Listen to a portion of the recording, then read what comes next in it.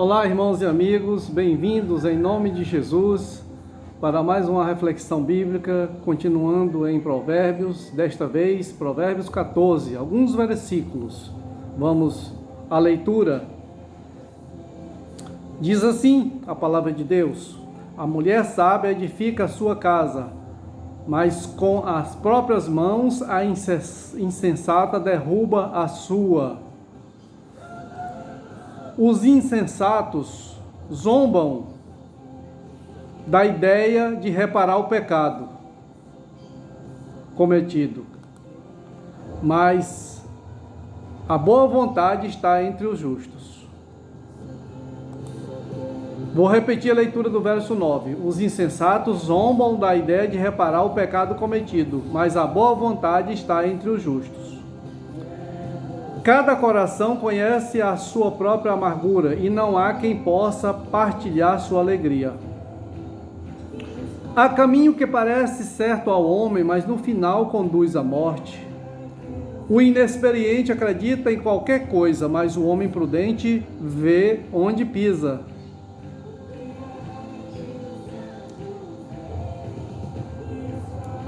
O sábio é cauteloso e evita o mal, mas o tolo é impetuoso e irresponsável. Quem despreza o próximo comete pecado, mas como é feliz quem trata com bondade os necessitados. A testemunha que fala a verdade salva vidas, mas a testemunha falsa é enganosa. Aquele que teme ao Senhor possui uma fortaleza segura, refúgio para os seus filhos. O temor do Senhor é fonte de vida e afasta das armadilhas da morte. O coração em paz dá vida ao corpo, mas a inveja apodrece os ossos. Aquele que oprime o pobre, com isso despreza o seu Criador. Mas quem ao necessitado trata com bondade, honra a Deus. A sabedoria repousa no coração dos que têm discernimento, e mesmo entre os tolos, ela se deixa conhecer. A justiça engrandece a nação, mas o pecado é uma vergonha para qualquer povo. Então, meus amigos e irmãos, temos diante de nós o início do versículo do capítulo 14, com o versículo 1, que diz assim: a mulher sábia edifica a sua casa. De que forma é esta edificação? É uma estrutura de relacionamento, de amor, de dependência de Deus em primeiro lugar, de compartilhamento, de doação um ao outro. Então por isso que a mulher sábia edifica a sua casa. Agora a insensata com as próprias mãos derruba a sua. É lamentável isso. Continua a referência às pessoas insensatas. O verso 9 diz: os insensatos zombam da ideia de reparar o pecado cometido, mas a boa vontade está entre os justos. Como os insensatos zombam da ideia de reparar o pecado cometido? Eles não só se arrependem, não confessam, como zombam daqueles que o fazem. São pessoas dignas da misericórdia de Deus e das nossas orações ao Pai por eles. Porque Deus pode mudar o coração do homem. Falando em coração, o verso 10 diz que cada coração conhece a sua própria amargura e não há quem possa partilhar sua alegria. Ora, existem situações de perdas que a pessoa passa, problemas de saúde, sejam quais forem eles, que deixam o coração abatido, amargurado, não por ressentimentos.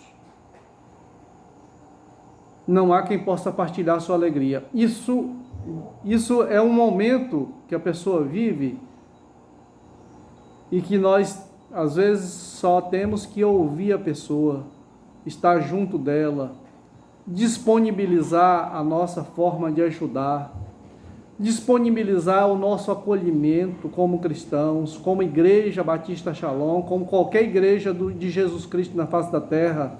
Temos que fazer isso enquanto é tempo. Jesus diz: a noite vem quando ninguém pode trabalhar. Trabalhemos enquanto é dia. E esse é um trabalho. Às vezes tem gente que ignora essas questões de não trabalho aí, tem que ir fazer visita, tem que evangelizar, tudo isso está certo. Mas um trabalho que pouca gente valoriza é esse de estar próximo da pessoa que precisa, de ouvir as suas dificuldades e ao invés de espalhar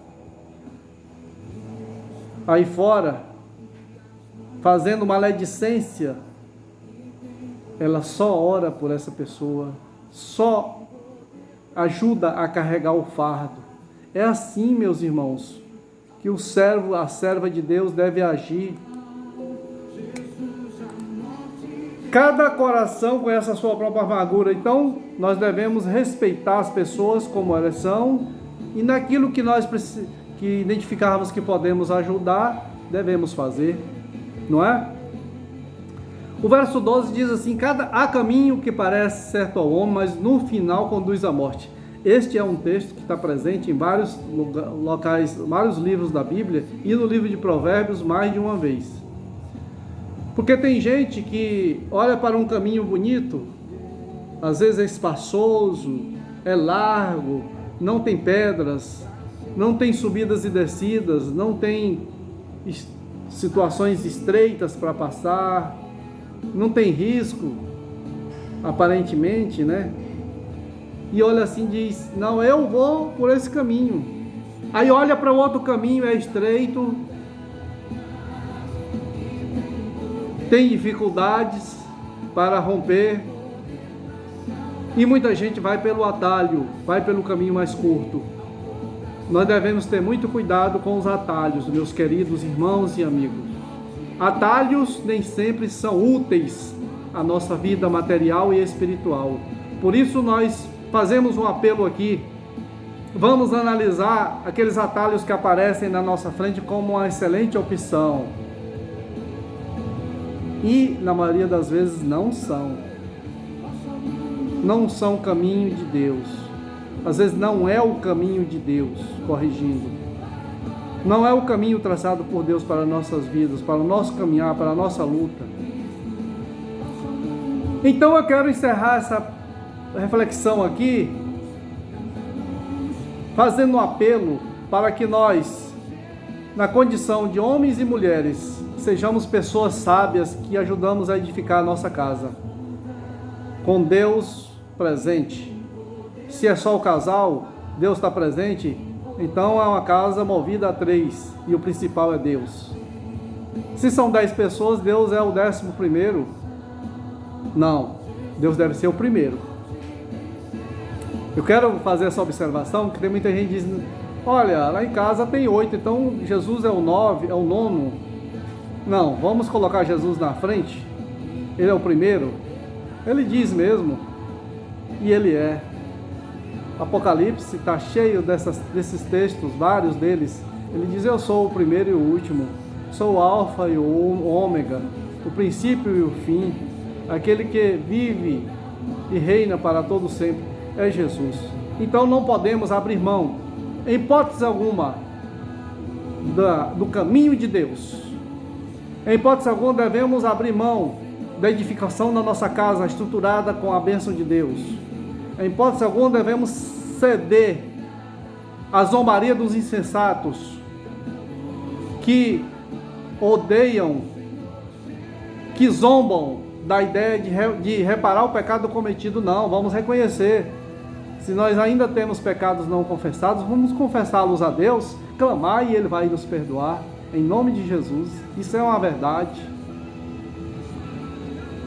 A palavra de Deus lá em Jeremias fala, a voz de Deus ali fala assim: clama a mim e responder-te-ei, e anunciar-te-ei coisas grandes e ocultas que não sabes. E terminando, há caminho que é o homem, que parece certo ao homem, mas no final conduz à morte. Então, se você se você não quer antecipar sofrimento, tristeza, não quer antecipar a sua morte, então não vai pelo caminho que parece que é bonito. Analisa, ore a Deus, consulte a Deus. Nós vamos dar, qual é o tema que nós vamos dar para esta reflexão? Lares estruturados com famílias fortalecidas em Deus. Porque começa dizendo a mulher, mas pode ser o homem também aqui, coloca a mulher na frente, porque nós naquela época vivíamos a sociedade, era uma sociedade singular, no sentido de que o homem que era a cabeça de tudo, e que o homem que decidia tudo e que subjugava muitas vezes as mulheres. Então Deus dá orientação ao sábio Salomão, dizendo, a mulher, coloca a mulher na frente aí. E a mulher está em muitas coisas na nossa frente, homens, ouçam homens. Nós precisamos aprender muito com as mulheres. Cada um aprendendo com a sua esposa, ouvindo mais. Eu preciso ouvir mais a minha esposa. Preciso ouvir mais, ter mais paciência e atender muitas outras coisas, muitas coisas que ela fala, porque a mulher tem uma percepção enorme. Nós homens não estamos para imaginar o quanto elas têm percepção mais do que nós temos que reconhecer, homens. Então, lares estruturados e famílias fortalecidas, com a bênção de Jesus, em nome de Jesus clamamos assim: Pai, graças te damos pela tua palavra aos nossos corações. Clamamos em nome de Jesus, pela nossa família, clamamos pela nossa esposa, pelos nossos filhos, pelos filhos dos nossos filhos, os nossos netos. Ó Deus, toma em tuas mãos as nossas vidas. Em nome de Jesus, contempla a nossa petição, meu Deus.